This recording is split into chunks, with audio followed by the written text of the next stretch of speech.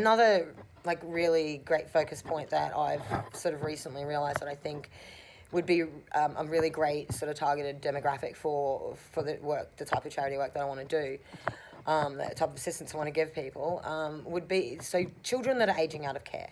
So a little while back, a couple of years back, one of my children had a friend that he'd known online for a very, very long time. They'd been friends gaming for most of their childhoods. He had gotten too old to be in care. He'd been in foster care. He aged out. He was forced to go back to his mother. No disparity against her. I'm not 100% on exactly like her story or her situation, because that's not something I've gotten into or asked her side of it. All I know is that it was really uncomfortable for him to be back there.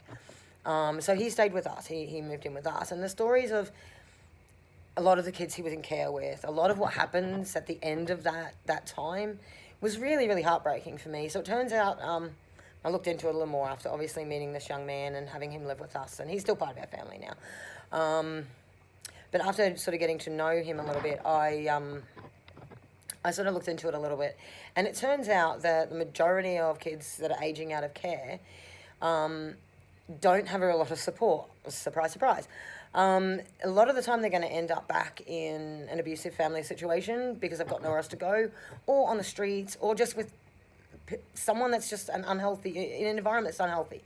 An unhealthy environment simply because they have no other choice. So that's another thing I would really love to do, is offer, to be able to to be able to have an environment that's a positive, encouraging environment where if they need accommodations, that's supplied as well. They need an income and a job, and if they want to participate in the scholarship program to pursue some kind of other career, dream, whatever it is. Obviously, with that particular side of the charity work, I would obviously really be interested in, when that time comes, having counsellors, people like that on board for those kids that have had some traumatic experiences, to really to assist them in all the different ways, whatever they need at that time. So that's sort of the crux, the main idea of the charity side of it itself. Obviously, like I said, not limiting to single parents and kids aging out of care, definitely not limited to that, especially not in this day and age, especially not during this time. There's so many people, everybody's struggling, everyone's struggling, and people are finding it hard to even just buy a house, let alone pursue a dream.